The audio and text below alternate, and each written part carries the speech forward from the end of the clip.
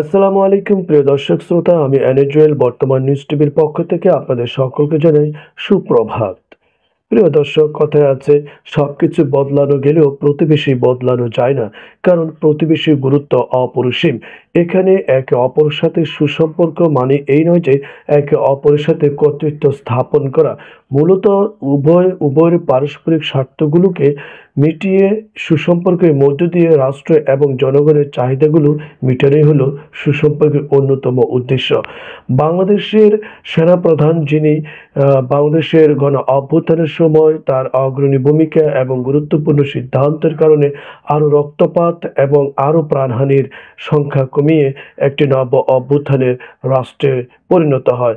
সেই সেনাপ্রধান আইডল জনাব ওয়াকার ইউনূসের সাথে একজন সাংবাদিকের একনিষ্ঠ সংবাদ পরিচালনায় অনেক গুরুত্বপূর্ণ কথা উঠে আসে।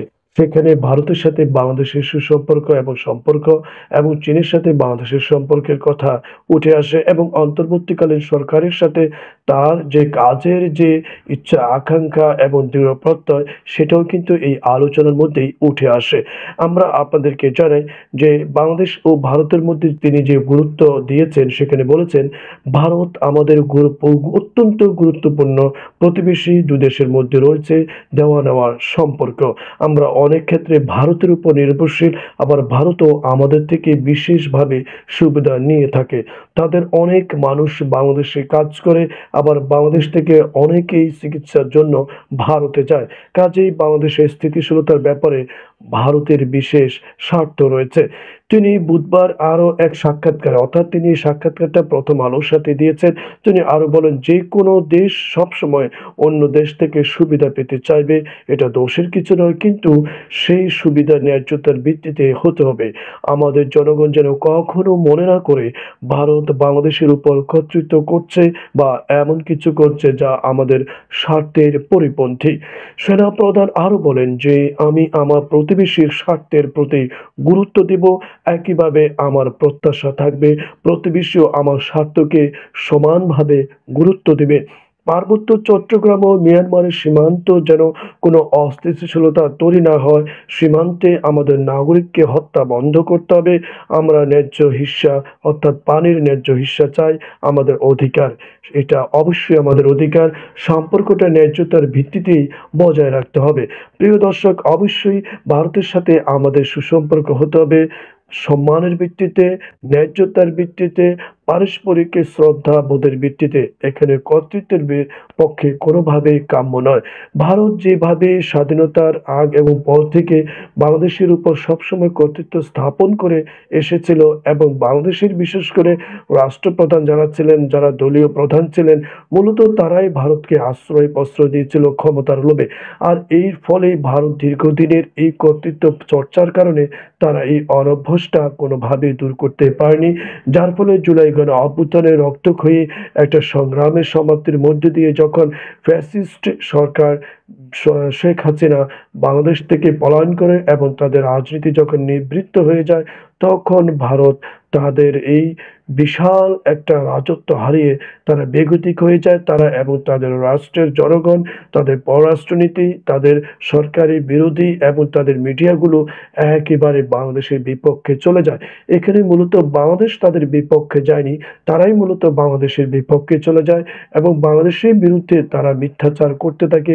মিডিয়া থেকে শুরু করে প্রত্যেকটি জায়গায়, প্রত্যেকটি সেক্টরে, এবং জাতিসংঘ বলুক এবং আমেরিকান দপ্তরগুলোতে বলা হয় না কেন, প্রত্যেকটি জায়গায় তারা বাংলাদেশের বিরুদ্ধে উঠে পড়ে লাগে।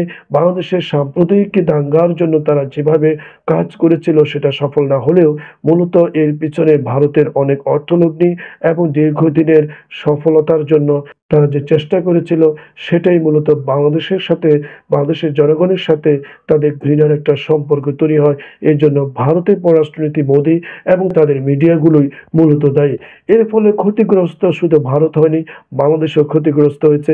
বিশেষ করে বাংলাদেশের মানুষ প্রত্যাশা করে বাংলাদেশের চিকিৎসা ব্যবস্থায় যে খরচ এবং ব্যয়বহুল এবং বাংলাদেশের চিকিৎসা ব্যবস্থায় যে অনীহা এবং বিশ্বাসহীনতা, এর ফলে কিন্তু ভারতের কলকাতা অথবা ভারতের বিভিন্ন হাসপাতালগুলোতে বাংলাদেশের রোগীরা সেখানে ভিড় করে এবং তারা সুচিকিৎসা নিয়ে আসে এবং এটাই তাদের সাথে ভারতের একটা গভীর সুসম্পর্ক তৈরি হয়। এর ফলে সেখানে যাওয়ার পর সেখানের যে বিশেষ একটা রোগী যখন সেখানে যায় তিনি তো একা যান না, তার সাথে তার অনেক আত্মীয়স্বজন যায়, গুরুত্বপূর্ণ লোকজন যায়।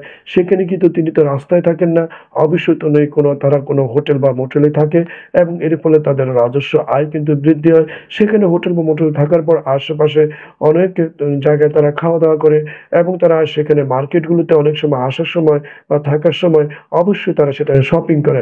আপনারা জানেন বাংলাদেশের নাগরিক যারা তারা যেকোনো রাষ্ট্রে বা যেকোনো জায়গায় গেলে অবশ্যই তারা উম একটা জাঁকজমকভাবে চলার চেষ্টা করে এবং তাদের বিলাসী জীবন সম্পর্কে বিশ্বের প্রতিটি রাষ্ট্রই জানে এবং তারা দুহাত ভরে খরচ করে শপিং করে এবং খাওয়া-দাওয়া করে থাকে। এর ফলে ভারতের সেখানের ব্যবসা প্রতিষ্ঠানগুলো অনেক চাঙ্গা থাকে, এটা আপনারা ভালো করেই জানেন। এবং বাংলাদেশের জনগণ সেখানে ঘুরতে যায়, পার্শ্ববর্তী রাষ্ট্র হওয়াতে ঘুরতে যায়, বেড়াতে যায় এবং তাদের পরিবার নিয়ে যায়। ভারতের জনগণও বাংলাদেশে এখানে চাকরি করে এবং তাদের অনেকে প্রতিষ্ঠান রয়েছে এবং তাদের অনেক নাগরিক রয়েছে বাংলাদেশের বিভিন্ন বেসরকারি প্রতিষ্ঠানে বড়, বড় উচ্চ পদে তারা চাকরি করে থাকে। কনস্ট্রাকশন ক্ষেত্রে বলেন, গার্মেন্টস ক্ষেত্রে বলেন এবং শিল্প বাণিজ্য ক্ষেত্রে তাদের নাগরিকরা এদেশের চাকরি করছে। যার ফলে ২ দেশের যে আদান-প্রদানের সম্পর্ক রয়েছে এবং বাংলাদেশ এবং বাংলাদেশের ট্রানজিট এবং করিডোর এবং বন্দরগুলো ব্যবহার করে ভারত কিন্তু উপকৃত হয়ে থাকে। ভারতের সাথে বাংলাদেশের এই সম্পর্ক কিন্তু আসলে হওয়া ছিল শ্রদ্ধার এবং পারস্পরিক সুসম্পর্কের। কিন্তু সেটাকে রাজনৈতিক অপব্যবহারের কারণে শুধু একটি দলকে গুরুত্ব দিয়ে সেই ভারত এই দুঃসম্পর্কটা তৈরি করেছে। এর ফলে বাংলাদেশের এখন আর রাজনৈতিক দলের মাধ্যমেই কিন্তু আর দুঃসম্পর্ক সেটা থেমে থাকেনি। এটা এখন বাংলাদেশের প্রত্যেকটি নাগরিকের মধ্যেও কিন্তু ভারতের প্রতি একটা ঘৃণা জন্ম নিয়েছে। মূলত যারা একেবারে না পারতেই নয়, তারা চিকিৎসার জন্য হয়তো ভারতকে বেছে নেয়।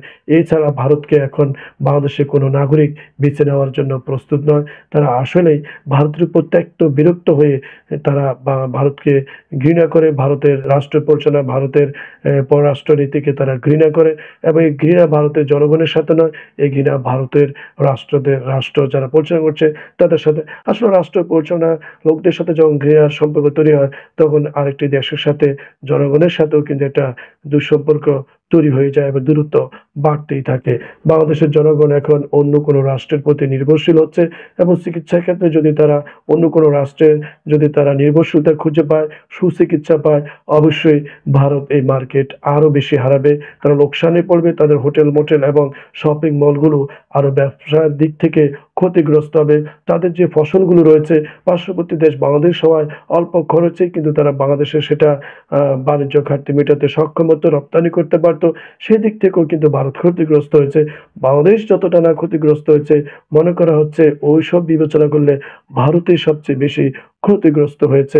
আমরা চাই না কারো ক্ষতি কম হইতে পারে, কারো বেশি হইতে পারে, কেউ একটু সুযোগ সুবিধা কম পেতে পারে, কেউ বেশি পেতে পারে। এটাই স্বাভাবিক। কিন্তু আমরা চাই না এই দুঃসম্পর্কের মধ্যেই থেকে যাক। ভারত সরকার তাদের পররাষ্ট্রনীতি পরিবর্তন করুক। পররাষ্ট্রনীতি পরিবর্তন করে বাংলাদেশের রাষ্ট্রপ্রধান বা রাষ্ট্র রাজনৈতিক দলের সাথে নয়, বাংলাদেশের জনগণ কি চায় সেই চাহিদার উপর ভিত্তি করে তাদের সম্পর্কের পরিবর্তন করে উভয় দেশের স্বার্থ এবং রাজনৈতিক উদ্দেশ্যগুলো তারা মিটিয়ে নিক। সুসম্পর্কের মধ্যে দিয়ে এগিয়ে যাক আগামীর ভারত এবং বাংলাদেশের সম্পর্ক।